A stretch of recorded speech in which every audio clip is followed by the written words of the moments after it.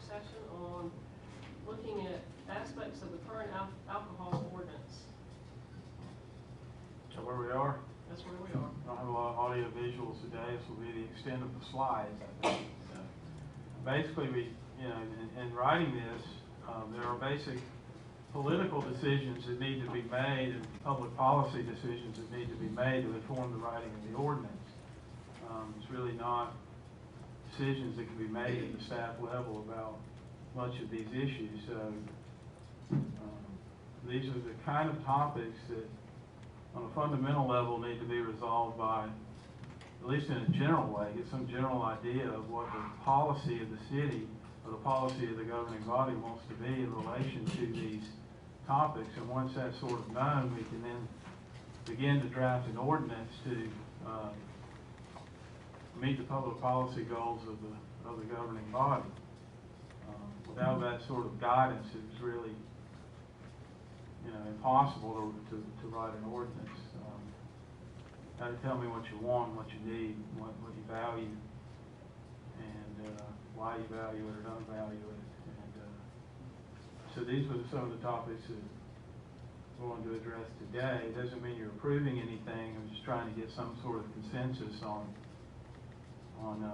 what the policy of the city is. Craft an ordinance to meet that. So I think we left off last time with food service requirements and 50/50 requirements.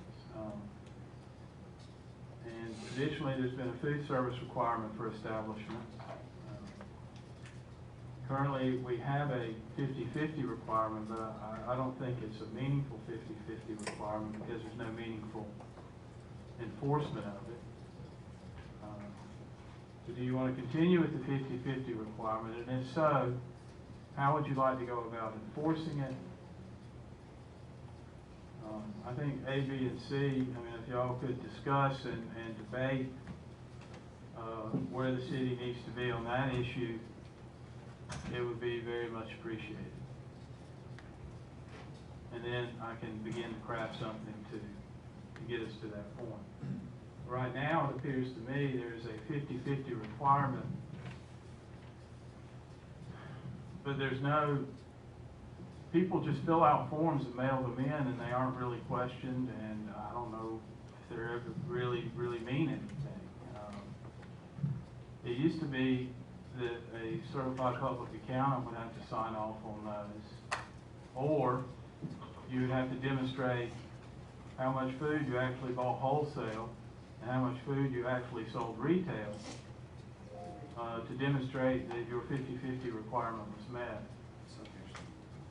So what would you like to do in regard to food requirements for licensed establishments? How would you like to go about verifying it? I guess those are my questions, really. I have more questions than answers. There's no question that, unless this, I guess our council, our city's changed their mind, that I think you should have to have food. You should have to have food licensed. And I think that one thing that we can do is we can come up with what those items are, what those number of items are, and how that operates, and verification on that. I think we can get into that later. But I think, A, that you should have to serve, if you're serving alcohol to consume, you should have to have food. I guess I go back to the fundamental thing, why? If you're 21 years old and you want to walk into a bar and have a beer, why shouldn't somebody be able to serve you a beer at 21? Why should you have to have food? We don't have bars. Why don't we have, I go back, why don't we have bars? There are plenty of 21 and over people that want to go into a bar. Okay, so you're saying if an establishment serves to only over 21, or you have to be 21 to go in, you don't have to have food. Yeah. It's a bar. I mean, there are bars all over America. That's the way it was in the beginning. A bar didn't require food at all. There you go.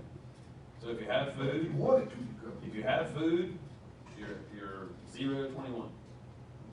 If you have a meaningful 50, Yeah, meaningful. If you have a meaningful, I mean, I look at, and I guess maybe I came in on the tail end of this, but when I'm looking at the law and that we have, and it says that cover charge counts for food, I don't get that, that's not food. And it says in our ordinance that you can count a cover charge now. My whole life, I paid cover charges to go into bars, into nightclubs. I've never paid a cover charge to go into a restaurant. I mean, I hadn't, I'm not trying to be stupid, I'm just, So what makes the difference, and let's be, I guess, real specific, let's look at retrievers. What makes the difference from retrievers from Applebee's? What time does Retrievers serve food on Friday afternoon? Probably noon, maybe 2. Maybe 5 now? 5. They open at 4 p.m. 4 o'clock. Kitchen is open at 4 p.m. Kitchen is open at 4 p.m. and it operates until, I believe, 10 or 11. And have you witnessed people eating in there? They have a 8, full, 9, 10? they have a full menu. Full menu. I know they're good at going to equate to as Dingus. Let's say Dingus. You can eat lunch at Dingus. You can eat lunch at things and, they probably stop. And yet they're open until 2 in the morning, and there's a band in that little back room. But they playing stop until serving at, 10 Probably or. 10, 11. They also have a full menu, so they will hand you a full menu to choose from. but if you go, like, if you look at what Savannah's doing, Savannah says at 10 o'clock, when you quit serving food, it's 21 and over. This Savannah ordinance just brought to my attention, it handles the under 21 issue fairly straightforward and clear. And, I mean, it makes sense to me. It says, in addition to prohibitions set forth here, incorporated by reference, no person under the age of 21 may enter or attempt to remain upon the premises. Any person possessing a license may sell alcoholic beverages. There's a list of things. 1, or less than 50% of the licensee's annual gross revenue is derived from the sale of food products. So that's restaurants. So you can be 21 and over and go into a restaurant that serves alcohol. You can't, 2 is where a cover charge is imposed and collected by the licensee as a condition to gaining entry to the establishment, and such fee does not entitle a patron to a seat, whether by general admission or particular designation. So you can still go in the theater, you can still go in the movie theater, even though they have an alcohol license, because you're buying a seat, really. It says you can't be under 21 years of age beyond 10 p.m. unless accompanied by a parent or legal guardian. If you want to go to Applebee's at 11 o'clock at night with your parents, that's fine. And further provided that no less than 50% of the establishment's annual gross revenue. So that allows restaurants to serve alcohol beyond 10 p.m., bona fide restaurants. If you want to keep a restaurant open until 2 o'clock in the morning, have late night eating, the theater crowd, you can do that. Number 4 is, under the age of 21, may attempt to enter or remain upon where the maximum occupancy of such establishment is devoted to more than 35% of open space. I will be ready to put the gloves on when we get back into percentages and seating charts. Y'all, that was a freaking nightmare years ago. I mean, look, we got the police nodding their heads. Easy to enforce. Holy crap. Very Rob Ryan's gotta go in and say, well, you got 62% standing room, and then George Wood says, well, but 3 square feet per person can be standing, but they can be in line. That crap we can't, I mean, great, it works for Savannah, that has a population of 500,000 people, during certain times of year. We can't get in to see. We gotta make this simple. I mean, what's wrong with just having restaurants and bars? There you go. And if you're a restaurant, you have to give a certified accounting of your food. Okay. You have to, when you quit serving, you're no longer a restaurant, you're a bar and everybody's out. If you're not serving, and you gotta have a full menu and your food requirements have to be audited, and you're a restaurant. Whether you're a restaurant till 2 in the morning, whatever, the law allows you to be a restaurant. Well, that's I've been saying that's that. technically what we have. Well, I mean. But it's just not, we have 50-50. I'm just saying, well, what is that different? And I'm game to, we can change Well, I it. mean, because our 50-50 isn't real. It says that cover charges go in there. That's not food. That's for the sports restaurant. That's a sports thing. Most people didn't do that. That's only for that sports thing. So you go back to a clean thing that says it's 50-50 and you're gonna show audited, CPA's gonna sign off on your 50% food. And when you're not serving, If you open up at 10 o'clock and not serving or whatever, then it's 21, you're out. Huh? Randy's got one. But that, the problem with that is as we currently have things from my perspective, Mayor, that is not a clean zoning classification. We have two classifications in the commercial zones that would allow for an alcohol license to be considered. One is a food service establishment. I think that's all clear on its face. You've got to serve food to be considered a food service establishment. The second one is considered an indoor place of amusement or recreation. When you marry that indoor place of amusement or recreation land use, and you line that up to the alcohol ordinance that says 50% of your income can come from any other legitimate source than alcohol, then that in essence combines, in my opinion, to make a bar.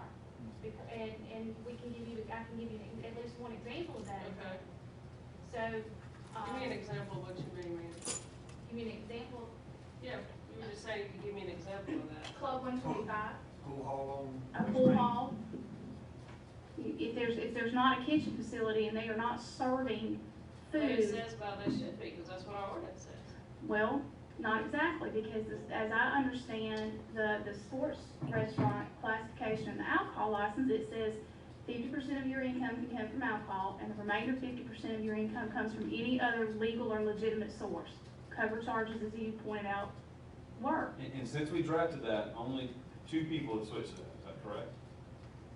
Your traditional, the plaza places didn't change, Gaddis didn't change, Dina's didn't change, none of those places changed. Only 125 and the pool hall are the only 2 that switched to that license, I think.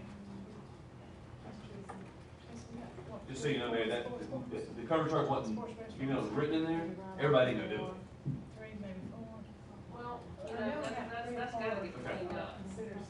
Sure. But the latest one is what Mandy's talking about, it's the Club 125. So I raise that not as an advocacy point to go one way or the other, but to be clear that when you look at, when I'm reviewing, doing our department's share of the alcohol review, and I'm looking at 2 different things. I'm looking at the zoning ordinance and I'm looking at the alcohol license to make sure that whatever's in front of me can work from zoning and proximity and those things that we're tasked with. I am personally not going to approve a zoning on an establishment as a food service establishment when there is no kitchen on a floor plan or on the facility site. I think that's disingenuous and I'm not gonna do it. So then I have this other zoning category that says indoor place of amusement or recreation. That's a very broad category that any number of land uses or facility uses can go into, and that's what we did with Club 125. So to say Club 125 is a sports restaurant, there may be less substance in that name than we think. The hall is another good example, thank you. Well, let me ask you about Club 125. Has anybody been in there? Do they have a kitchen? No. No, they do not. There is no kitchen at all. No. ripped all his kitchen out. Well, I think, No, it dang well. what is the definition of a kitchen? Because I understand from young people, there are other places here that will serve a pretzel in a microwave and call it a kitchen. I mean, what is the definition of a kitchen? To my knowledge, Mayor, none of our ordinances make that definition, and so So that you is, gotta define what a kitchen is if you're gonna have a restaurant and a kitchen. The closest comes to, when you look at a restaurant, under requirements, it says it has to have a full functioning kitchen. Yeah, so do all these places that are under restaurants right now have full functional kitchens? Yes, under restaurants, supposedly, No. I think they do, but if it's a sports restaurant, it does not. And I think that's one of the issues, instead of, if we overhaul, we overhaul, but I think one of the issues is, you look at the 5 or 6 places that are not serving food that we would go in and order, and say, you have to provide a menu, you have to provide a cook, you have to provide documentation, you have to be able, and when Rob Ryan walks in and says, and it's 10:30 at night, he says, I want a hot dog, and the guy goes, hot, whatever, that's a citation. He needs to be able to, our police, if this is gonna be something enforced, they need to be able to go, hey, they're not doing it. Well, I mean, it should be fairly easily enforceable first by, do you have a kitchen and do you have a kitchen staff? It is. I mean, Everywhere You does, got because they have a food 5 service people permit. back there and a big old, you got a regular restaurant considered kitchen and staff waiting to serve you and handing you menus when you're there. Do these places have that? I think when you look at the distinction in the restaurant and the so-called sports restaurant, which seems to have nothing to do with either sports or restaurant, I mean, what you see is, what's absent from the sports restaurant is the requirement for seating. The restaurant requires seating devoted so you can sit down and eat. There's no permanent seating really required in the sports restaurant. There's no kitchen required. It only requires that you be able to have a food service permit and serve some kind of food. Which could be a pretzel in a microwave. Which could I'm be. just asking, I don't Right. know. No, and I would ask you all to step back, just don't begin the discussion at enforcement, if you would, but go back one more step at licensing review, because those of us who have to look at it from the very beginning need to know exactly that. Are we checking for the microwave that warms a pretzel and that receives the check mark that we send down to Ms. Sue? Or is it something more distinguishable than that? Because we have building inspectors and fire inspectors and zoning inspectors who have to know what it is that we're looking for, and we want to treat everybody the same in that process, and right now that's very difficult to understand. I know that there's this thing about what is a restaurant, but to me, I don't care what a restaurant is. I don't care from, you know, if you got a food service permit to serve something out on the street out of a hot dog stand, I don't care. But does there need to be a defined type of restaurant? What qualifies as a restaurant if you have an alcohol permit? Because you can delineate, you can make a difference between that restaurant and another. And I think the legal distinction is made clearly in state law. Only restaurants can qualify for Sunday sales permits. So we need to define our restaurants exactly how the state of Georgia defines it and regulate them the exact same way the state of Georgia regulates them. And how is And that? I will look at their requirements, but that's what qualifies you to sell liquor by the drink on Sunday. So, but you look at what you see in our sports restaurant, if you get the image in your head, right, you have a place, there's no seating, there's no sit-down seating required. You can have pool tables over here, a jukebox over there, a band, and a bar where alcohol is served, and a cover charge. That just sounds like a bar to me. Right? There's no 20. You gotta have the fact that they have bouncers, because I've only been to places, bars have bouncers, restaurants don't. That's right, and that's one of the things that Savannah uses to where a bouncer distinguish. was making me behave. Right, you don't have, if you have security personnel present, you fall into the over 21 category. Because you've got, you cease to be a restaurant if you have bouncers, I would think. But that's I don't know, but you look at the functionality of the definitions and not the nomenclature of them. You see things in our ordinance that are functioning as bars that are called sports restaurants, and you see restaurants that are functioning as bars because they don't have there's no meaningful enforcement of the 50/50, and that's kind of where the ordinance is now. And the question is, do we want to move away from that? We do need to make sure that we define what a restaurant is, because we had a lot of problems in the past on figuring out whether it's a kitchen or not, and not every facility needs the same type of things to prepare food, and what if you bring food from somewhere else? You know, is that okay? So let's make sure that we get that real clear and defined. And then I would go further, and I kind of like what they did in the ordinance down in Savannah, which is if you're a restaurant until a certain point and you want to just be a bar and not worry about serving food, you want to shut the kitchen down, that's okay too. Right. But at that point, you now fall into the bar category. Everybody in your establishment needs to be 21. But you can certainly do that. I mean, if Applebee's wants to shut down food service at 9 o'clock and say, we're not serving food anymore, but everybody can stay and drink it up, you know, that's fine. And then do Go a ahead, cover knock charge yourself for the out. band.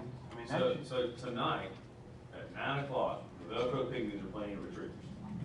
That is a $5,000 band. Phenomenal. Huge party. So if we enforce the ordinance, no one will be allowed to hear that band except for 1 hour if they're under 21. Why? Well, then What- go what- ahead what and did we- go what ahead did and we- what did Velcro we picnic fix? somewhere else. What have we fixed by doing that? We haven't changed the culture. I don't think we fixed it. the issue is food, then we can fix food. But if you're saying that, and in Athens, they do it for venues. They do the venues allow 18 and up. In some other cities, they have it several different ways. I don't know why would you tell Let's go back to the Jason venue. Franklin he can't have someone in there, 19 years old, and join that band? Why? What would you go back and tell me? You said they call it venues. Tell me the difference. A venue in Athens is what they have for 18 and up. I don't, we need to look at all the different Maybe you definitions. need to of be a looking venue. at that, because that doesn't have the word restaurant in it. No? Well, In then you can Athens- take it out. In Athens Theater, that's 21 and up, period, all the time. And they have music playing, and they seem to pack it in. You know, the Georgia Theater, Georgia Theater, excuse me. it's 21 and up. Yeah, you show an ID, you walking in there. To be 18 and up, but. That would be 21. Okay. It's a venue. It's under a venue license. But I mean, then it's a venue. Maybe you need to look at venue license. But what, See the deal but is. tell me, what I don't know is, you look at Jason Franklin or Larry Owens, if a person is in there, 18, 19, 20 years old, I've said from the get-go, we need to make it, we need to have a minimum, and we've never done it. But maybe we can do that at some point, but if not, then what is it, why can Jason Franklin not have a 19-year-old in his place at 10 o'clock at night, listen to that thing? They're gonna pay $5 or $6 to get in, maybe he charges them 10. Actually, I don't know, you can charge a difference now. We made it a while back, you can't charge a difference for underage. It's age discrimination. Then Jason Franklin needs to run a venue and not a restaurant. I mean, they're different things. Well, but y'all are saying now the venue's gonna say, then he would do a venue. He would say, I'll have a See- venue. see But what then the the rules requirements are? for venues could be, like you said before, seating and things like that, that doesn't fit. He has a very good business model. Larry Owens has a very good business model. It works. You're not having, unless I'm wrong, you're not having huge problems from, I'm looking at you guys, from Retrievers and Larry Owens. If those guys You've are got an able to underage do, drinking problem, that's your problem. okay? You've got an underage drinking problem, and you need to figure out how to not put those 18 and 19-year-olds in those positions. That's what you should be charged to do, and not what band's playing. If that band needs to be playing and people need to hear it, they can book that band somewhere else. The Averitt Arts Center, for example. How about book the band there? How about book it maybe at somewhere on GSU campus? There's a lot of other avenues you can take if you want folks to hear the band. They have bands every year at the stadium. I mean, there's other things that can be done. I think the root of the problem here, as we all know, is we've got to decide as a city what we're gonna do collectively to address our very large underage drinking problem.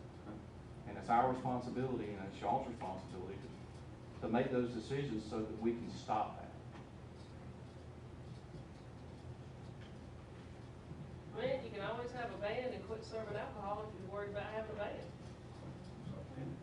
I mean, that's an option. I mean, if you just wanna provide music in a band, so here comes the band, you pay a cover charge, we're not selling anymore while the band's playing. The band isn't the issue. What's the issue? Social activity is not the issue. We provide plenty of social activity at Georgia Southern University. But when we have to compete with other places around town who offer opportunities to our students that may not be safe for them, then they don't take advantage of the social opportunity. So it's not entertainment that we should be discussing today. We should be discussing the safety and the well-being of all residents and all citizens. That's what it's about. It's not even about a business model. We're talking about a culture. And this is a part of changing the culture. No one is asking the city council to address alcoholism. If you had the answer to that, then you could bottle it and sell it everywhere around this country. What we're asking the city council to do is address your portion, your piece of the pie, your spoke of the wheel when it comes to changing a culture, when it comes to alcoholism. And all studies will show you that it takes collaboration, it takes a coalition, it takes a team at many levels to affect change in this area. So are we going to erase underage drinking? Probably not. Are we going to erase alcoholism? Probably not. But are we responsible for a part of that change and a part of that environment? You all absolutely are responsible for a part of that. So what we need you all to do is take the responsibility for your part. We'll do our part. The educators will do their part. Police will do their part.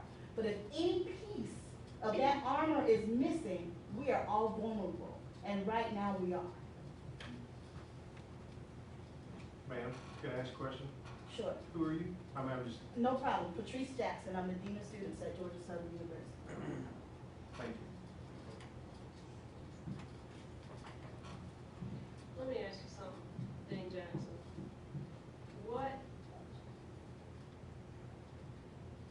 What do you see the problem being with students and alcohol from Georgia Southern's perspective right now? You can answer that question. I know that's kind of a loaded gun, but, I'm just curious.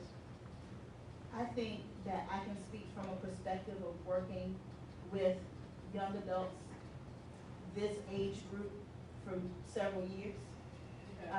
And from that perspective, even scientifically, their brains are still developing. They're learning how to make responsible decisions for themselves, for their lives, and for their communities. And universities and colleges are responsible for helping them learn how to make responsible decisions. And sometimes, a lot of times, all the time, that means some restrictions in place as they learn how to make those responsible decisions.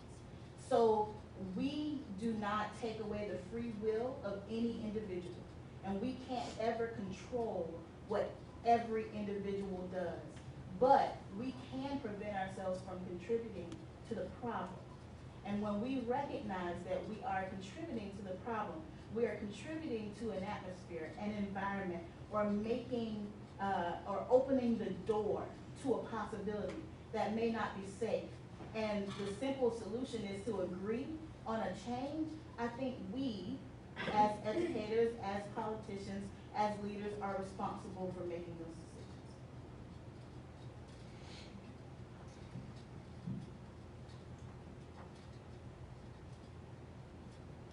Okay.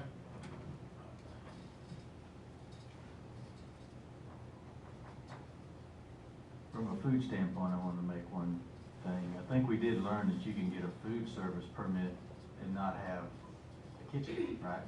I think so. That's what kind of learned. You So can be sort of- careful to use the food service permit. You can get a food service permit because they're giving you a permit. They're just saying, well, you're not serving food, but if you did, I guess you could be Right. permitted for it. You had to sell some sandwich station Yeah. outside.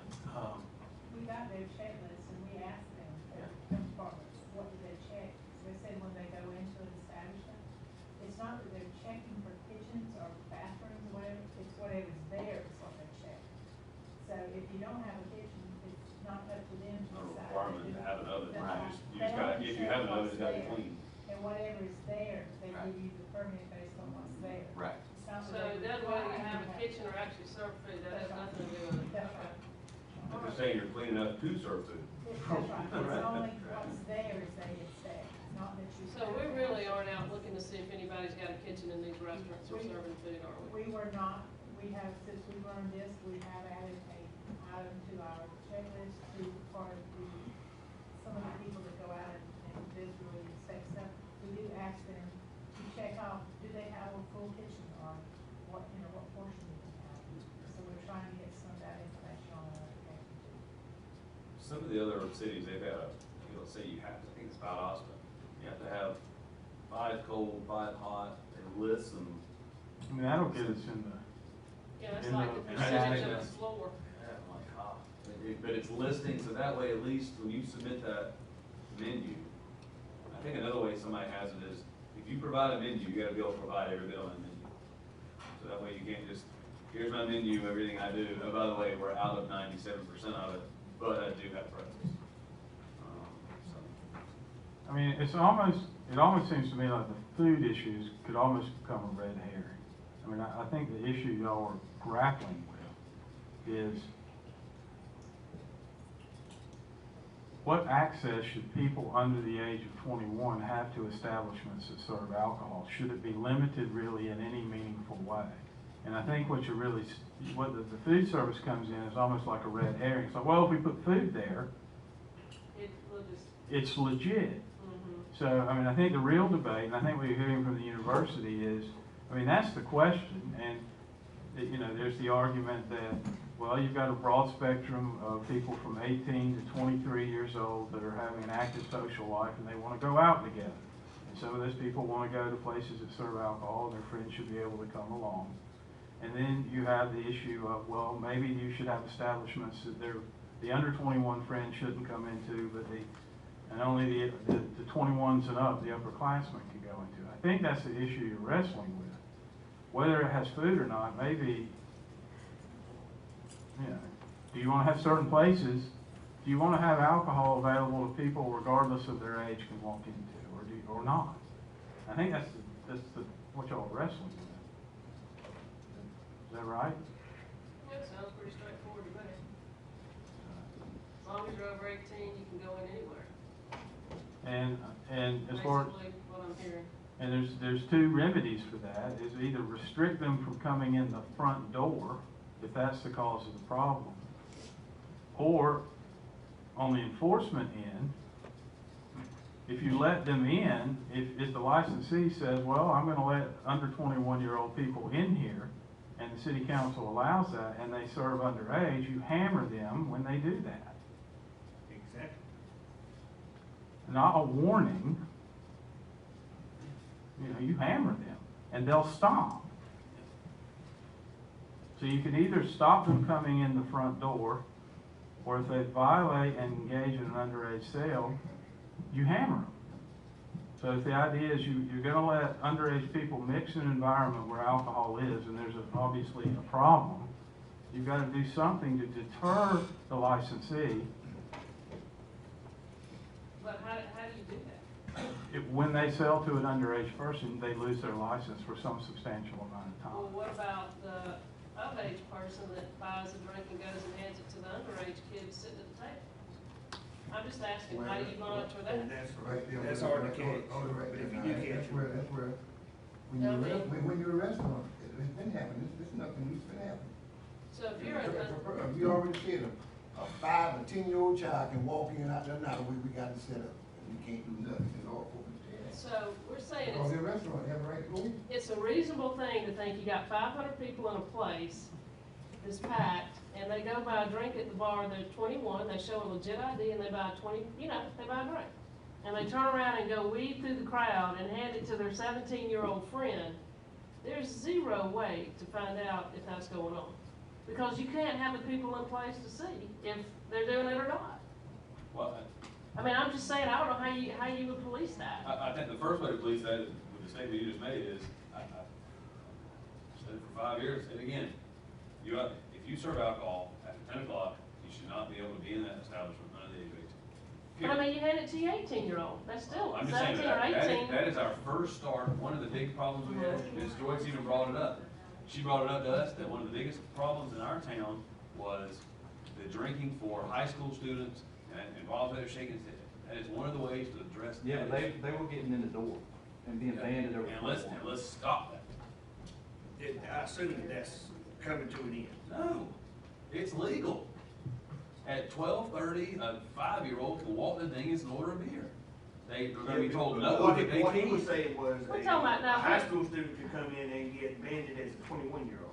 Well, you hope that. But yeah, I hope that is. But let's make it where it's not legal. If it has to be a scarlet letter, if an 18-year-old comes in and you have to paint a big underage on their head. But I still go back to, if you got 500 people and they're watching a band, Walk around with a.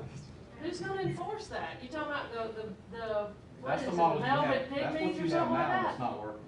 I mean, What so do you you mean? got 500 people in a bar, and you got the 21-year-old that goes and hands the 18-year-old the drink, and they're in a big old crowd dancing and partying. How you gonna enforce that? But Mary, doesn't it get back to personal choice, what Ms. Jackson said, you're gonna have people that are gonna make bad decisions no matter what. And I'm not speaking for it or against it, I'm just saying, if, like Alvin said, you either make one of two decisions, either you strictly enforce and hammer the establishments if you keep it as is, or you change it. And, I mean, I'm not opposed at all to going back to, you know, some of the more harsher penalties for drinking underage. But there again, that's also why if a bar is caught, if police does a check and they find someone in a bar drinking, and I mean, all you have to do is blow what, .01, and you're technically drinking underage if you're under 21? Or in possession of. Or in possession, then basically, that's a violation. I would agree. But nobody said, you know, when they went in there looking for people drinking underage, that didn't go over well. Well. I'm just saying, how do you But enforce it? I'm the saying, police what go is with the the? dog now. Here's a Yeah. concept worth looking at too. Now, furnishing alcohol to a minor is a criminal offense, right? And there's a pretty high burden of proof to show that somebody's engaged in criminal conduct furnishing it to you. Now, as far as administration and licenses go, I don't know, you could say it is an offense against the licensee if someone is on your property drinking underage, period, whether you know it or not. Because you should know it. Because you should know it. You're responsible as a licensee because you're granted a privilege. We're not convicting you criminally. We're not holding you criminally liable for furnishing alcohol to a minor. We're just saying, if there's someone that's 17 years old in your bar Or 18, you say. or 18 with a beer in their hand, you have violated the alcohol ordinance and subjected your license to sanctions, be it what it, you know. Now, did they get the same penalty for serving it? I don't know. Do they get slapped on the wrist? I mean, that's a distinguishable thing. It would prompt them to police who's in their bar and who has alcohol in their hands, and then they look over and there's like the 17-year-old high school girl sitting there with a beer in their hand. They're going to throw them out. They police themselves. I think we've got to. I'm not trying to be punitive, but you make the penalties high enough, they're going to start self-policing. And I don't think there's necessarily a constitutional problem with saying, if you don't police your bar enough and there are people in there with alcohol in them, you're not fulfilling the obligations of the privilege you've been granted. So what you're saying is, what I'm hearing you say is, Jason Franklin, that example that Councilman Britt used, got a band. He says, okay, 18, 19, 20-year-olds, you can come in. That's fine. But he's opening himself up to exposure if they get a hold of alcohol while they're in that bar to him being popped. So yeah, you can take the $10 cover charge and you can come in, that's fine. But if there's a raid, if the police come in and find 25 under 21-year-olds or whatever, I'm making these numbers up, you're gonna have a severe penalty because you should have banded them in some way and policed what they were doing, managed your business while they were in it. Is that what you're saying? Right, it'd be sort of a strict liability. That it's happening is all that's necessary to show. That someone's there, they're underage, they're consuming alcohol under your roof. You have to bear some responsibility for that because you're the landlord. You're the landlord. You're the licensee. I think the first time getting caught and being punished severely would be enough for them to think, it's time for me to change my ways. If you're under 21, get a big red hat. If you're 21 and over, Yeah. wristband. Right. With a big red hat, and drinking is. Right, because I think the key is they're exercising You a wanna say privilege. something? If I may. Sure.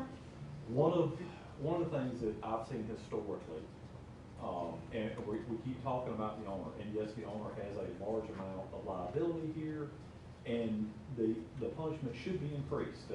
As Alvin said earlier, that first offense needs to get their attention. There shouldn't be a second offense after that. The look back period needs to be further. 12 months is not enough time. But then also talking about the students or other underage folks that are in there, the penalties need to be increased for them also. Through municipal court, through community service, and et cetera. The only way that we're gonna do anything about the problem is make the problem unattractive to the business owners and to the patrons themselves that are underage. And while I believe, yes, some of the business owners could do a better job of it, you're not gonna keep every underage person from drinking in that establishment every night. We're asking them to be perfect every single night by policing themselves, looking for that 18-year-old that the 21-year-old friend has given a drink to. That's pretty hard on their side. But when you make that punishment for that 18-year-old unattractive enough to where maybe they don't make that decision again, I think we've made progress. But a lot of it, I believe, needs to be looked at, the punishment, the look-back periods, for the violations. Because when we're sending the violation forward now, it has been a controlled purchase, and it's only been state law violations. An example of that would be Gatta's and some of their previous noise violations. They have no problem putting a band on their deck outside that echoes across the pond to all the apartment complexes, because they know when we get a call, we'll show up and write them a $125 ticket. And that's nothing when they're making $1,500 at the door. That $125 they don't care about. It's worth it in the money that they're making. The penalty's not big enough. And also the occupancy side. I believe Chief Colson could talk to this directly. When you know it's only a $500 ticket for an occupancy violation, but you're gonna make $7,000 at the door that night, that's the cost of doing business. And right now, that occupancy violation is not considered as a violation on the licensee, and it should be. But Rob, how do we change what is someone is given from a punitive standpoint by the judge for drinking underage? I would believe that recommendation could come from council, and That's set by also, the board. It can be set by council, your fines and fees, which is what we're about to have a meeting on Thursday. Have we ever set fines and fees for municipal court, to my knowledge? I I don't think we've ever done that. Kind of, I believe the fine's about $525, but typically if you get an underage I'm not person. asking for what it is, I'm saying I've never been a part of a hearing or a conversation where we've actually set fines and fees administered by the court, by the municipal court. We are? Yes, sir. Well, that's just another thing we haven't done. Say, put it on the list. but increase that fine, increase that punishment to include partnerships with other, representatives that are here, drug and alcohol evaluation, student counseling. There's a lot of other things that could be made mandatory for each sentence. And you've got the people here in the room to help make that great recommendation. I don't know what the recommendation should be, but I do know we have enough people here to come up with what would be a good. I have no problem spreading peanut butter, I didn't know I was holding a knife. And I think we can address that. There's an element of the municipal court, we're kind of off where we are, but, you know, in other jurisdictions I've been in, right now for an underage person comes in, they pay a $525 fine, have an alcohol and drug evaluation, told to follow all recommendations, and when they get that, they don't have a criminal record, and I think that's fine. I believe that the city of Athens has a special court process for underage drinking violations for the students. That may be something we want to look at. We want to look at that, we may want to keep them on probation longer, monitor them for 12 months, and make it pretty miserable. Yeah, if that's the solution. One of the things Athens does have within that probationary period, they are not allowed to be anywhere that sells alcohol while you're on probation. I learned that in our trip up there. If you have one who has already violated, it would be a probation violation to simply be in an establishment for certain time. Do they have like mandatory, community service, things like that? I want to say it was 40 hours. I mean, Yeah. Remerton does that. If you get something in Remerton, and she'll walk down and see, if you're in the place, it's a violation. Do we have mandatory community service for our underage? We don't have we've done it before in the past, sometimes we've done it, sometimes we've not, we can start doing it. So mainly we've paid them, lately they've been paying fines to get alcohol evaluations. I'm sure there's lots of things that need to be raked and trash picked up.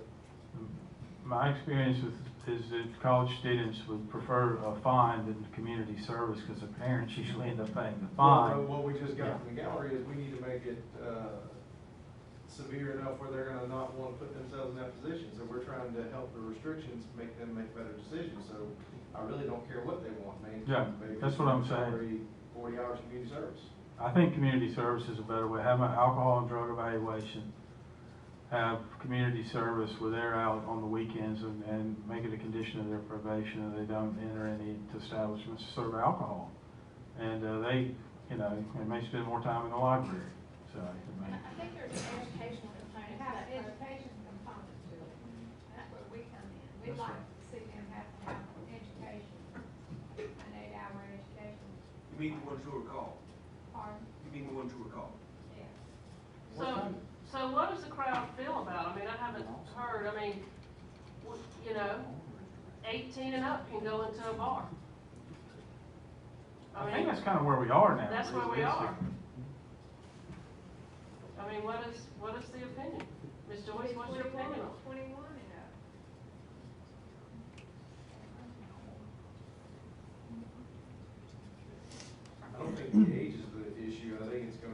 defining and firmly defining what the difference is between a restaurant and a bar are. I think that has always been the question. What is it? What is it in and of itself?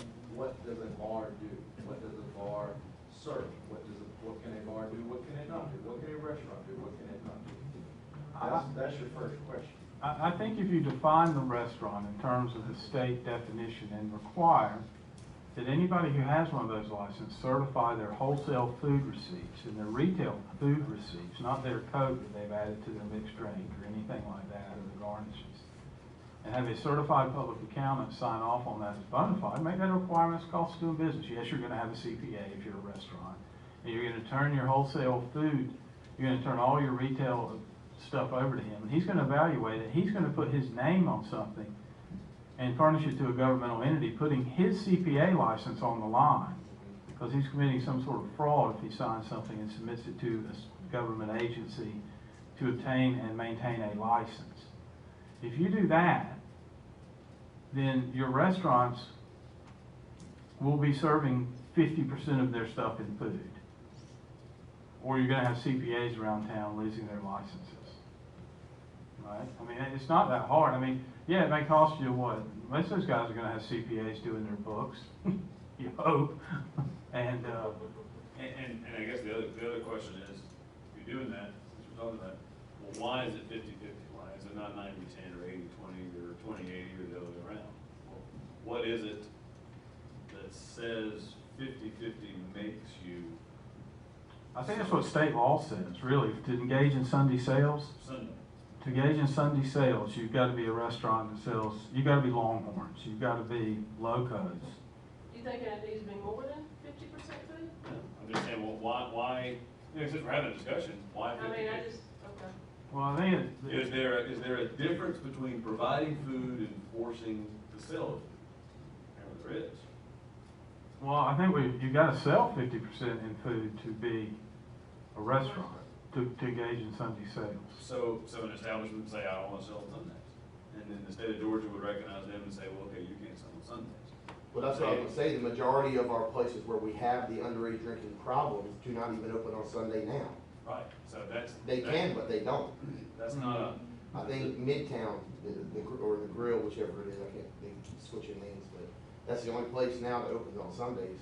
You said the majority of the places you have an underage drinking problem, is that what you said? Yes. What are Places, those? places What, like, wait, what are the, name those places. places like Rudy's, Rusty Tavern, Rum Runners, Retrievers.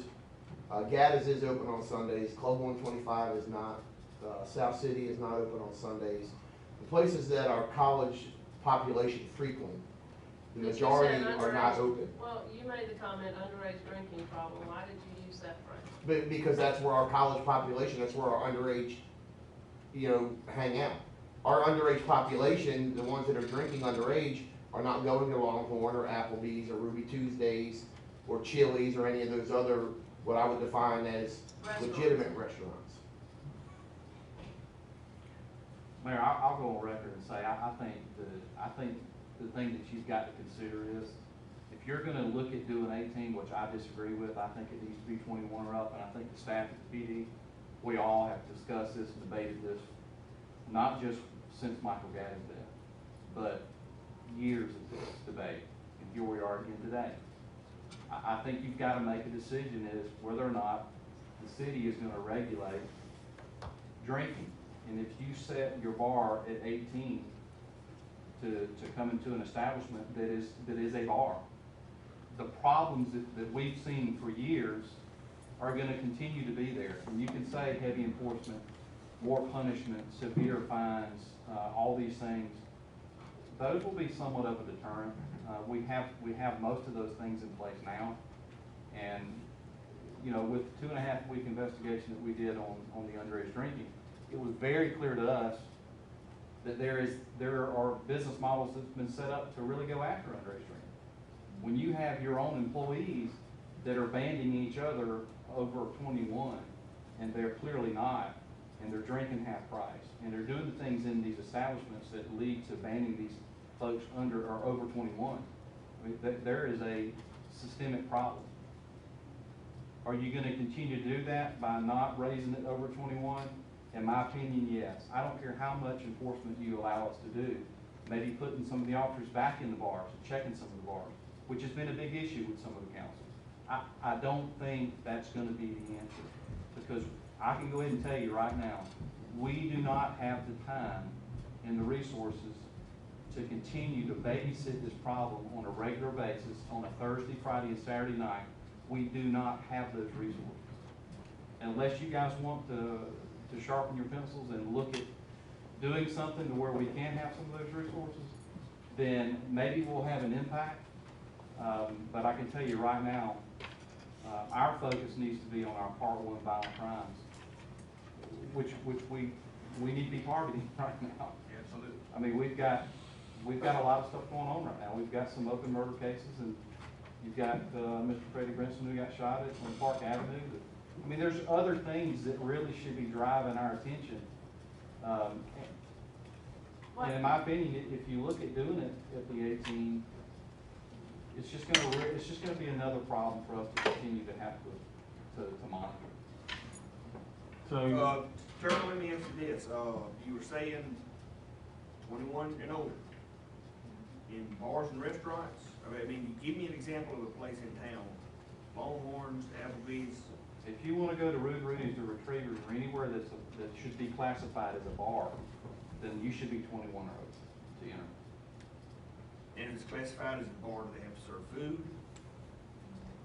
At that point, I say no. I mean, it doesn't make a difference to me, to be honest with you. The issue is, are you gonna let that person in there that's under 21? That should be the question. If there's a place that does not serve food, if they serve beer nuts or pretzels or whatever, and that's it, Classify them as a bar. and alcohol, I say classify them as a bar, 21 and under, no.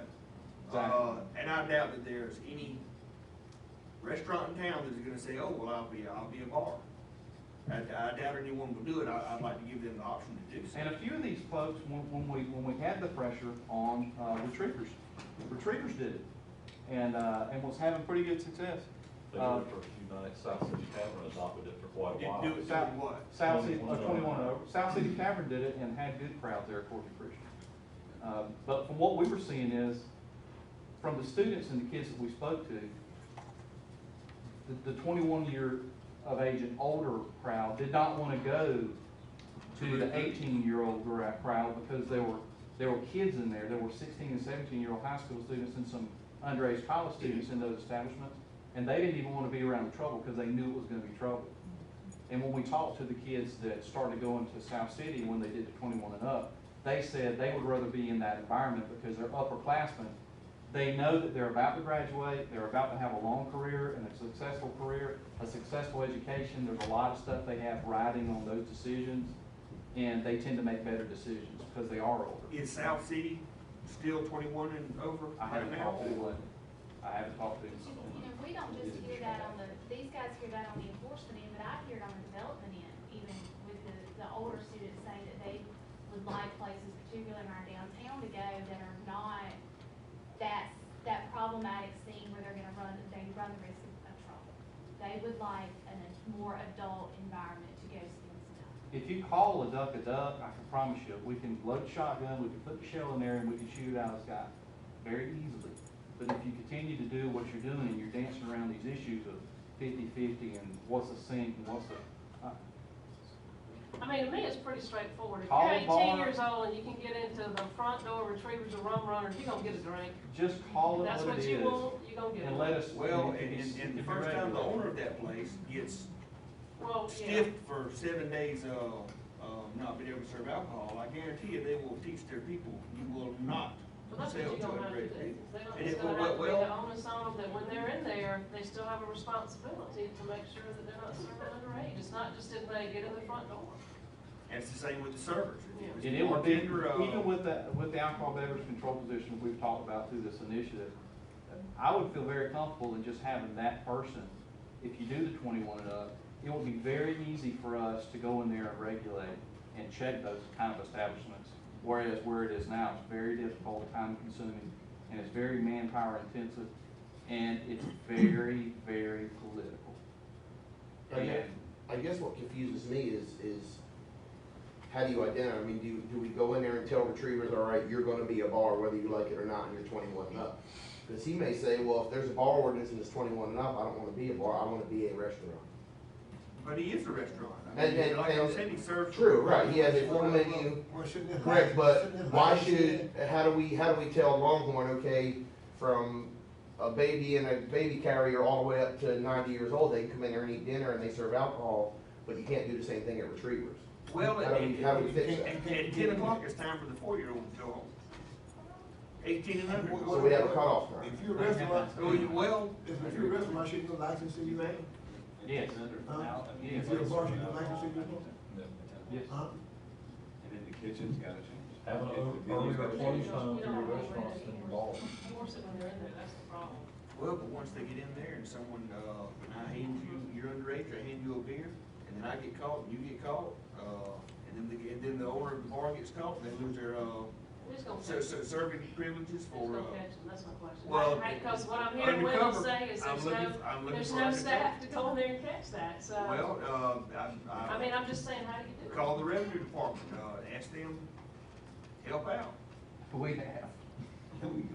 Shauna has offered her services, she will work undercover all you want. You just want her to cover right now. You just want her to cover right now. I guess, Well, she's got Put a beard on. she's got a very good disguise.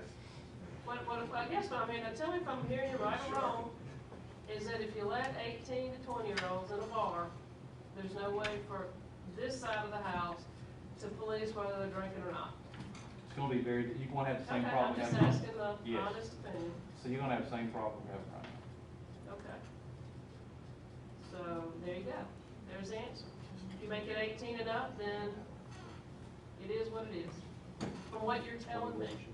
Whatever you decide, if you decide 18, then we need to sit down and sharpen our pencils as to how we're gonna do it. And you're talking about a place like Retrievers. Rude, Retrievers, Gaddis, 125, I don't think you have to worry about Rude Rouge anymore. Yeah, I was about to say, that one's or off. whoever's coming in there next. Mhm. I think maybe if you think of the food requirement in terms of Sunday sales, right? There's a requirement for Sunday sales, and that's really the function of it. That sort of untangles the issues a little bit. Say, well, you have to have this food requirement mainly so to determine whether you can serve mixed drinks or alcohol on Sunday. Then your separate and distinct question is, how old do you have to be to get into this place, and when can 21-year-olds and unders be in here? Just untangle those two questions and answer them separately. I think that's what you're struggling with. I mean, you may want to put, I mean, looking at the Savannah ordinance, it just says, after 10 p.m., unless you're with your mom and dad, or the court-appointed legal guardian who's supposed to take care of you, you can't be in a place that serves alcohol. And Is that like Applebee's and all that too? Mhm. that's right, right. Unless you're with somebody of age. If you're 18, 19, I guess if you're 20 years old, you can't go to Applebee's after 10 o'clock. I guess that's what that says in Savannah. Now, I would exercise caution from a development perspective, because we do have a large population that is 18 and 19 years old, and they do eat dinner at 10 o'clock at night. Right. So I would worry about the economic effect on that, on a legitimate restaurant, our franchises and chains, that we all know. I don't think Applebee's and, Ruby too, they go in there for 10 o'clock. That's a known fact. I mean, there's gotta be a I mean, marketable number one, it was a restaurant before it started selling liquor, it was a legit restaurant before alcohol came in. Now, that's what So you they make made. 11, you make 12. Well, it deals with the parents, I mean, they're a restaurant. I go back to the fundamental question, do you want 18-year-olds going into bars and trying to police it? I mean, to me, that's kind of the fundamental question here. I mean, without dodging it, it's the elephant in the room. You want 18-year-olds in your bars and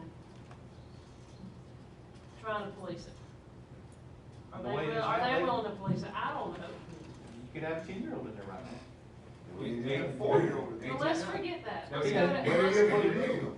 it may be what it is. Well, let's go to 18 and up, because that's what's at Georgia Southern University. That's the vast majority of what's going in these places. Do you want them to be able to go into bars? I mean, to me, that's a pretty fundamental question, and what I heard Councilman Britt say is, yeah, if they got a ban, they should be able to go in there. I mean, that's pretty much what I heard you say. I believe that 18 and up should be able to go into an establishment. If you want to create a 21 and up, then let's create a 21. There are I different. don't have any issues with creating 21 and up. You just specify And the bar. someone may classify themselves as a venue like they do in Athens. 18 and up can go Georgia to Theater's a bars. venue, 18 and up. 18 and up can go to bars. How about someplace like, 40 Watt Club? Yes, I've been to 40 Watt. Is that, they serve food there? Is that just a bar? Is it just a music venue? I don't know if 40 Watt's considered a venue or not. I know theater's one I can think off the top of my head. It's a venue. Georgia Theater. Alan, I know the city of Statesboro is not the only city in these United States that's had this issue. I mean, there's got to be some delineation as to how to regulate this stuff. I mean, it's, You know, I'm looking at Savannah and they delineate, you know, they got a robust hospitality industry. There's shortage of drinking going on in Savannah. yeah. You also have package stores and strip clubs. They do. Yes, but. We're not trying to add those, I'm just saying that when you do it, when you take in, when you say, let's embrace Savannah, that means we're about to adopt. I just don't. package clubs and strip In other clubs. words, you said. I know, you did not just that go is- there. that I is- know that you is- did not just say I'm saying because I'm saying we're not gonna go Savannah, there. oh my gosh. I'm saying we're not gonna go there, we don't need to I model am it just because. I am flabbergasted that No, I just wasn't, heard that. I wasn't. Well, rela- I'm That's gonna the I say, same wasn't- thing. you just equated how they regulate a bar with now we're gonna bring in strip clubs? They're alcohol, if we say let's do Savannah's ordinance, that's what they I are. don't think anybody said let's do Savannah. That's what we're I looking am at. just, oh my We were looking gosh. at the section that regulates The age requirements. the absurdity of I that. wanna adopt that That one. is, oh I'm my not trying to gosh. become Pity famous. Pants Forum. Oh, good lord. Oh, good lord, that was embarrassing. I'm just gonna be honest, that was an embarrassing moment for a governing body to say. That's the second time I've said it. I know, but I tried to just ignore it time number one. Oh, good God. Well, I think part of the advantage Savannah has is that it's alcohol, Oh my its God. hospitality industry isn't, they don't look for profits in underage sales. They don't need to, so they keep them out. So, Well, why are we not looking, and because, all right, we're not gonna be Savannah. We're not. I agree. Okay, We're not. so we're not opening strip clubs as per Will's comment. no, No strip clubs. So, why are we not looking at places like, I don't know, who would be comparable to us? App State. Looking at Western Kentucky. Some of the communities that are about the same size, that have a community that is, the university is a focal point. that's why I started with Athens. That's why I started. Yeah, but Athens, I don't even think Athens applies, because Athens is so much larger than we are, you know. Yeah, but the problem is the problem. The problem is underage drinking. You can have it in a 1 million population or a 5,000 population. The problem is how do you regulate your underage drinking problem? The question was asked at some point during this meeting is how do you compare to other communities, or how do you do the things to offset what's going on? So you don't you don't kill a gnat with a bazooka. You don't go in and just say, all right, we're gonna be Athens, we're gonna be Savannah, we're gonna be Atlanta. We're not comparable. I'm talking about, why don't we look at some of the other communities that are same comparable size? University has the same impact, things of that nature, and see how they do it. Now, we may go in and, like you said, they may say, you know what? No, we don't do anything. That's fine. But at least it's comparable. And then we can start to, I guess, because it sounds like there's some that are on both sides of the fence, and that fence is getting pretty high. So I'm just saying, maybe that's another thing to throw in the equation. Let's look at some of the other communities and say, okay, we understand this is what Athens does, this is what Savannah does, but this is also what these guys do. So what does Statesboro want to do? Statesboro doesn't have to follow, we can lead. What do we want to do? This is what they do, this is what they do, this is what we're gonna do. That's all I'm saying. The ACC initiative in Athens was researched and vetted by our staff because the exact same problems that we're having in Statesboro are very comparable, almost identical to the problems that they have in Athens, Georgia, University of Georgia.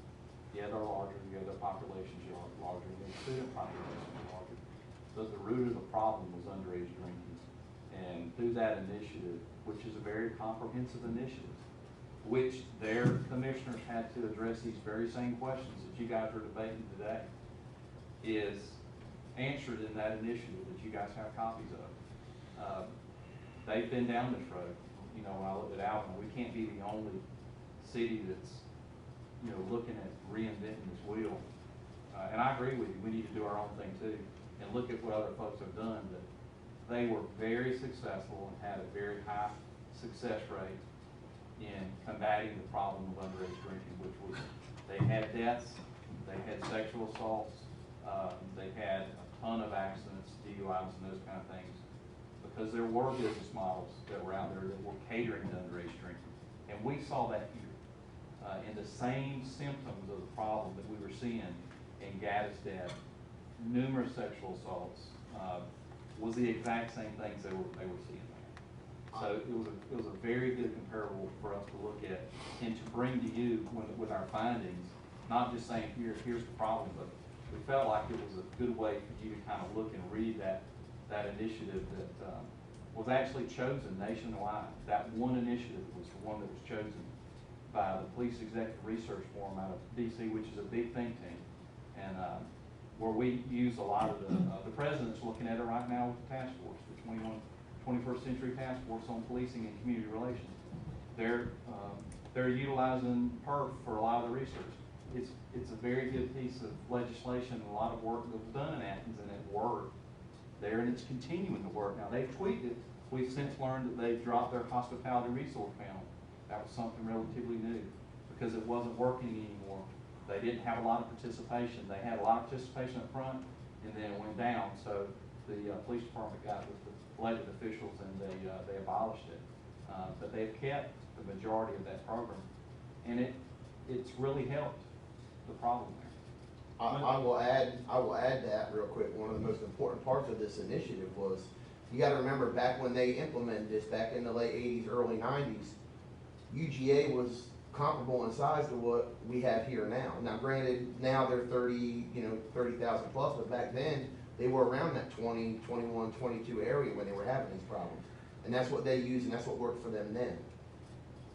Wendell, how much of, going to Athens or spending time downtown, how was their police presence? What can, and this is an ordinance, I don't mean to, since we brought it up off the ordinance for a second, you know, I guess that's some stuff that we need to know. You know, every time I'm ever downtown, there's a lot of presence, a lot of bikes, a lot of moving around. They have a And obviously downtown they're precinct. They have a precinct commander just So for they're able to downtown. fund that, is one of the keys points. Big agency. They have a lot of. They have their alcohol enforcement officers, but they also have a downtown district, a downtown watch commander, and they don't go in the bars, they don't spend any time inside the establishments, but when you come out, there's a very good possibility you're gonna see one. If you walk out the establishment with a drink in your hand, the minute your foot hits that pavement, you're more than likely getting pulled to the side and you're getting that open container citation. If you're underage, you're going to jail for the night, stuff like that. I'm saying in this, and I say that just to say as council, as we're thinking about this, you know, if we really do want to change it, change the culture, we're gonna have to spend the money probably to give you more of the resources to be more present, regardless of regardless of what we put in the ordinance, you're gonna have to be more present so that way it's a very consistent thing. And I don't know how that goes with Georgia Southern cops as well, as tying that in and being more present wherever it is. So that could be, not you guys, that could be Greek Road, as well as. I'll give you, for example, the ACC initiative. It's a really good example. You guys currently hear the cases now that we've been bringing before council as far as violations of the ordinance go directly to council. Whereas in Athens, they have an administrative license judge that hears all those violations, and he's the one that vets the information and actually sets down the penalty to the licensee. And there's a lot of things like that they do. They've got zero tolerance from open containers. They've got zero tolerance in alcohol downtown or at the venues of the games. There's a lot of things they do that work up there. But before they got to that point, they had to get their commissioners on board with it. Some things they agreed with, some things they didn't. One of the things they tried to do in Athens, and Robert, you had this question in the email, was 21 and up. They tried to change the state law says you can be 18 and serve and be a bartender in Georgia. That's still the way state law reads under Title III. But in Athens, when they tried this initiative, they tried to get it at 21 and above for servers. That didn't work out in the long run for them, because there was a case in the Supreme Court that said that you could not do that. But that's how progressive they were in trying to tackle the problem of underage drinking. It's got to be very comprehensive, as the university stated. Very comprehensive approach for it to be effective. I mean, when I go to Athens, I see a robust social life for the college students. I see lots of nice places to drink. I see bars and I see students around, but I believe to get in a bar, you have to be 21 years or up.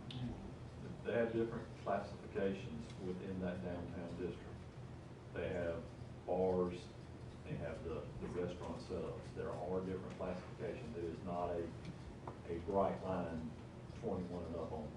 It's a very, very, very comprehensive alcohol ordinance and a very comprehensive licensing application process. That's right. Which We've is already some- worked on which that. is what you guys have already done so far on some of the application itself, which has been great. Right. And it's got to be very comprehensive, from coming in and applying to classification, to enforcement, to punitive follow-up, to all of it. It's got to be a very well-rounded, very comprehensive program in order for it to work. And not only these questions you're asking right now, all this needs to be woven into the totality of whatever the response is going to be. Planning and zoning, fire, life safety inspections, police, the clerk's office, you guys, the elected officials, the input. Where are you going to draw the line? What are going to be your rules and regulations? Close time. That was a big deal in Athens. They changed their close time, and that helped tremendously. Right now, under our current ordinance, you stop serving at 2 o'clock, but you can stay open all night long. Well, you stop serving at 1. Stop serving at 1, Yeah. drink Off the until table, 2, Drink until 2. and then you can stay open all night if you want. I think that's cleared up pretty well in the proposed ordinance. It just, only people in we're sort of getting off base. Right. But, So you say you can stay open all night, just quit drinking or whatever? Didn't we Alcohol discuss- at the table. Correct. Yeah, Platinum but- and prime time are perfect examples of that. But did we discuss one time before that you had to be out at a certain time? Did we say about you had to be out at a certain time? That was discussed at one of the work. Yeah, was that discussed? Yeah, under the proposed stuff, yeah. Yeah. Right. Something we want to clean Another up. question too, your off-duty officers, they can't work off-duty like down at, just to make themselves present? It's just like at. Under our current policy, we don't allow them to work anywhere that alcohol is served on premise, Why? because of the potential problems that might be there as far as liability is concerned for the city. We've had this conversation a lot. There's a big liability for the city if we do that. That's right. Anytime they've got that uniform on, it's anything from a workers' compensation claim for the city to liability to the city. We've got plenty of workers' comp claims right now. We don't need any more. A waterfall. It's Like I said, I go back to a fundamental question, and it's not gonna get answered today, but, council needs to come back and say, do we want 18-year-olds to go into bars? You can have a robust restaurant designation, where a real kitchen, it's working, you got people in it, you got menus, they wanna quit serving at 10, it becomes a bar, that's fine. Or 11. Or 11, or whatever the time would be. Do you want 18-year-olds going into bars? And if so, how do you want that policed? Do you want If 18? you don't want 18-year-olds going into bars, you're making 21, and then you don't have the same concerns. If you want 18-year-olds to go into bars so they can hear a band, or they can be with their buddies, or whatever the deal is, then go ahead and say, as a council, we want 18-year-olds going into bars. And we'll figure out a way to police that. Whether it's being punitive against the owners, and allow them in there and allow them drinking, or hire more people to go in and card people and check and see if they have fake IDs, and if they're drinking or they're not drinking or they shouldn't be in there. I mean, it's pretty straightforward to me. You can want them in and say, we'll figure out a way to police it, or somebody police it, or you take that off the table and they don't get into Retrievers when Retrievers has a band at 19 years old and they're, whatever, at 10 at night. I mean, that's a fundamental question that, to me, that you gotta answer. Here, research shows that strict enforcement of age restriction affects change in an alcohol culture. So it comes down to what the goal of the council is. Strict enforcement, you say? Strict enforcement of age And restrictions. that's my position. The first time you get caught, you're on a restaurant or bar or whatever, and your server knowingly serves someone 18 years old, gives them a drinking wristband or whatever, lose your privilege to serve alcohol for a week. I guarantee you they will remember that for next time. And then whenever they hire somebody new, they will say, absolutely, you will not be doing this. And of course, all of them need as much training as they can possibly get, Ms. Joyce. I think what you've done at that point is complicated the issue. If our goal is to make these environments as safe as possible for all residents, then if you make a restriction that they can't even enter the door, then you simplify things for everybody else. So it really comes down to what the council's goal is. So you think 21 and under? I think it comes up down to your goal, whatever your goal is. That's my point. Stop underage drinking? Clarify what you want to do, move on. You know, the problem's been mentioned, underage drinking, but the reality of it is the access to alcohol, underage folks. I can share the articles, I brought copies. And when you say that, roughly, you mean, They've got to be getting it from somewhere. yeah, but I mean like inside the restaurant, inside the bar? You know, if you're policing outside an establishment waiting for the students to come out, or whomever it may be underage, then that puts the establishment totally without accountability. And so, while I think the personal accountability is important, there's also accountability at the establishment level. So, you know, we're here basically to say from, you know, as Dean Buckner said about the spokes in the wheel. Georgia Southern's here to provide support in terms of education and those type of things that we can do on our campus. This is important to us while we're here is because our students, our economy, everything, the number of students that we have that attend Georgia Southern, their parents come to our campus and they see a traditional college campus. We have something very unique here. And safety is among the top concerns of all of them. That their kids will be able to attend Georgia Southern and that they'll be safe, not only on our campus, but also in the city. And so we appreciate y'all looking at this. It's not easy, it's simple, it's not easy to get to where we want to be. I think, you know, some of the issues that we've talked about, I mean, they're safety issues. The bottom line is how we make our campus and our community more safe.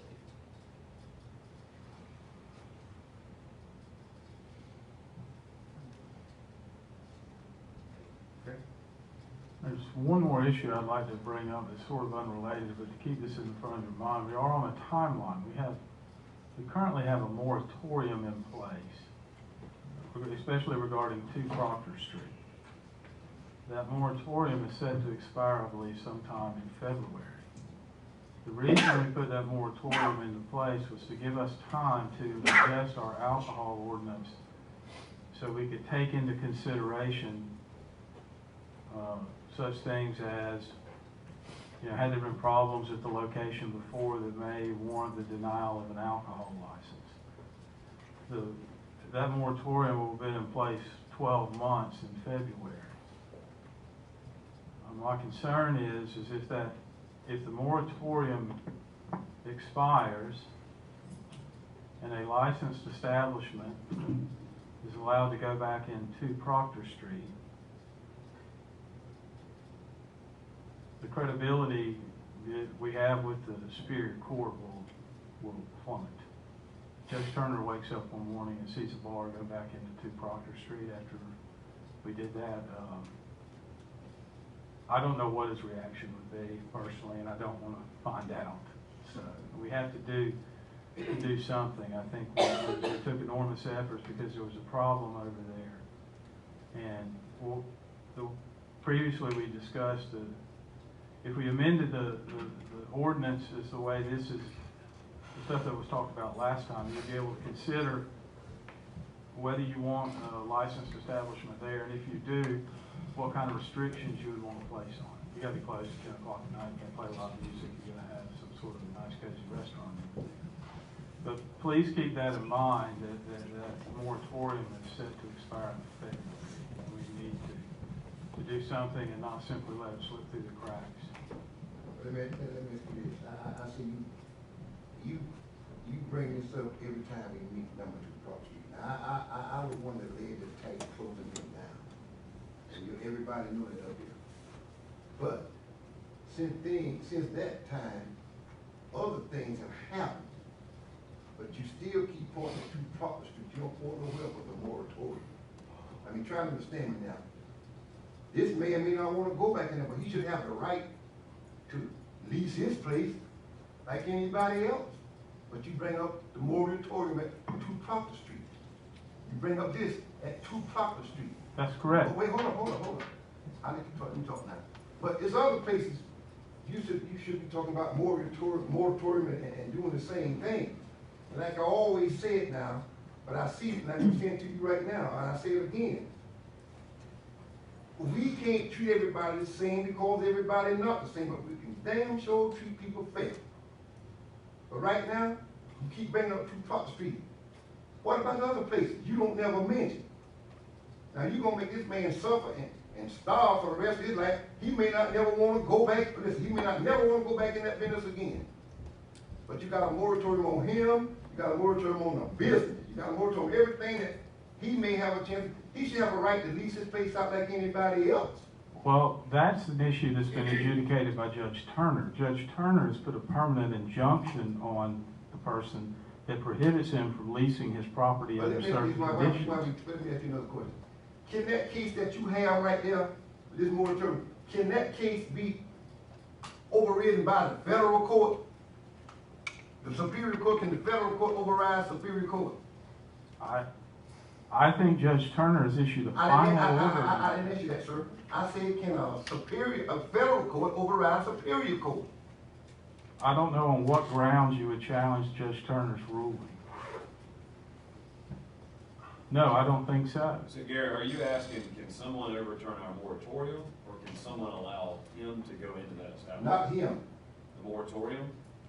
If they have a right to lease his space out to anybody else, he probably don't want to go back So there. you're saying, so I guess he's asking you, can someone overrule our moratorium and make us accept an application for that location? You could vote to lift the moratorium today. The moratorium is completely in your control. I understand that, sir, but I'm saying that he got to February. Now you calling for another vote, what I'm hearing, to put another moratorium, 4 grounds now. What happened since then? The purpose of the moratorium was to give you time to amend the alcohol ordinance so you could craft a license that would be appropriate for that area. That you're gonna say again, I'm listening to you, but we don't have anything yet. Right, We don't. it's been over a How much year. time does it take to get some kind of ordinance in place? We've been working on this for over a year. I have an ordinance that's drafted. We've been working on this for over a year. Right, I've had a draft And it only ordinance. applies to number 2 Proctor Street so far right now. No, the overhaul, the entire alcohol ordinance has been drafted and available and reviewed by City Council for over a year. It would address and remedy the problems at 2 Proctor Street. The moratorium's been put in place to give the council time to evaluate and adopt that ordinance. The reason I asked that, because I saw the figure that when he trying to rent out, I don't know, the guy trying to rent out to somebody else. That's Right, and I believe that's that gonna be a lease no, place, that's gonna be a no, and I understand when you wrote in there saying, well, the moratorium should be lifted probably in February. And that's the time limit on that. that's right. But now you're coming back again this morning saying, well, I don't know what y'all wanna do about it, but it's what, we need to get something in line again, like you trying to tell us, so we need to put another moratorium for what? so you can adopt an ordinance that addresses the problems that existed at the Well, we're place. trying to to adopt begin with. order for over a year, we haven't adopted anything yet, what's the problem? I don't know. You need to know. The problem is y'all haven't adopted an ordinance. I rest my case. Because what I'm seeing, I don't think is fair. That's why I'm saying, and what I'm hearing, I'm able to tell you, these people might be gonna take that letter that you gave out to the FBI while they here to see. You might need to be investigated on that. Something not right about it. You don't seem to know certain things about what you're doing. I mean, I don't wanna get a lawsuit on the city because of racial discrimination. I don't think the moratorium was a race-based decision. I believe the decision to impose the moratorium was based on the noise and the violence that was occurring around the place and the inability of our alcohol ordinance to address it. This man know he can't go back in that place anymore. He knows this. But somebody good may want to go in there. That is why the ordinance needs to be amended. If the ordinance is amended as proposed, it would allow you to consider who wants to go in there and what restrictions need to be placed on the amount of music and noise that can be played there so the people who live behind it can sleep at night. The ordinance as proposed would give you the authority to tailor licenses to the licensed premises. You could allow someone, and this was the argument I presented before, it would remedy the problems at 2 Proctor Street, because if somebody like South and Vine wanted to go in there, you could say, yes, you can have an alcohol license for 2 Proctor Street, but based on prior problems with the place, especially with noise and music that continued to 2, 3, and 4 o'clock in the morning, you're going to have to close the establishment 10:30, 11 o'clock at night. You can't play amplified music. You're going to be a nice little restaurant. And that would restore... That's just like the policeman said this while ago. You allow me to go out there on the deck out to the college and football all over the university out there. I don't even mention nothing about that. And we created this monster downtown. The city of Statesboro created this monster downtown. We, as a council, we did. Excuse me, we allowed nightclubs or bars to come into the CBD, the Central Business District. And it's there. And we knew those houses back there when we allowed this to happen. Now they've been charged, they've been put out up in this because of loud noise, like I said. And we gotta be holding a moratorium. When you're asking for another one, there's so many words, you're asking for another one. How long is this gonna last? Until we get something in place? Until you get something in place. Until you pass a proper ordinance that allows for the effective and proper regulation of alcohol and the establishments that serve it. Or your option is to let the moratorium expire and let a licensed establishment go back into a place that Judge Turner declared a public nuisance that will be able to stay open late and play loud music, and the same problem that was remedied is back again. Which is what we're here to do. Which is what we're here to do. This is just a difficult process, Councilman Lewis. I have no... I'm through with the turn you hot, but I notice you bring this up every time we meet. Number 2 property. Because it's the only place we had to go to court and get declared a public nuisance, Councilman Lewis. It's not because of who it is or what it is. It's because we had to go to court and we expended a lot of effort, and you were in the meeting and you were the one that wanted us to go to court. I fought that, you know what? And we did. And I did. But you know, to carry on for, I didn't expect to hear this for the next 5 years. I mean, somebody have a right to go in there and do what's right. We've been having work sessions trying to get this alcohol ordinance passed for a long time. It's just a difficult political process, and I know it's... All right, well, with that being said, I guess, Robert, why don't we, if you don't mind, why don't you talk to Mandy and Linda at some point? And if we are not on track in our mind to have an ordinance passed and in the books, which I'm not sure we are. And I think that's what by you stating. February's coming up. February's coming up. I think we need to know if there are 2 or 3 or 5 things that need to be addressed, and I don't know. I mean, one of the main things I heard about Proctor Street was from you, Mandy, regarding the neighborhood. And if that's something that needs to be brought up, then I think we need to figure out, is there something we can do? We don't want a Band-Aid. We don't want to get into the Band-Aid ideology, but at that point, I think we need an answer. I think Councilman Lewis needs an answer. Yeah, He needs an answer that on February the 1st, if they put in an application, we don't have an ordinance in place. You're telling me we're gonna get them. Turner's gonna be mad, not that Turner, well, that Turner's gonna be mad too. Right. Two Turners Two gonna be mad, Turners. two Turners gonna be mad. And then, we're at a place right now where we've given this guy a year, and I do agree with you, Councilman Lewis, we've made this guy wait a year to know what he can do with his property. But you've got to understand, it's not just us. I mean, there's been a final order entered by Judge Turner that's unappealable now. I don't know how you would attack it legally. I'm not worried about, I'm Right. not trying to address the gentleman as much as the property. Currently, right now, he can't. The city of Statesboro put him on a 12-month hold, a 6-month and a 6-month hold on the property. So I don't know what he can do at all. He's permanently enjoined from ever applying for an alcohol license. by the- He is. Or for leasing it or assigning it or subletting it to anyone. He can't lease it out and allow the lessor to apply for an alcohol license. See, I don't know that the council. I'm not saying Right. that, what I mean, he don't want, he want this. So if that's true, Alvin, why do we need a moratorium? If the injunction says he can't get a license there, no one can get a license there. It doesn't say No, that. it only applies, the ruling in the court only applies to him and this corporation. So he could sell the He could property sell it. to someone else. We have a moratorium in place to stop him from anyone, whether it's sold or whatever. That's right, and really the only purpose is to give y'all time so you can tailor a license so we don't create the same problem again. I So don't care let's who have a buys. quick conversation and find out what are 2 or 3 issues, and if something that we can fix very, very quickly, and that may be, if you're in the central business district, you do X, Y, Z done. We could adopt the licensing provisions that makes the licenses come to council and you'd evaluate those 5 factors. We let the license come forward and then you say, well, you know.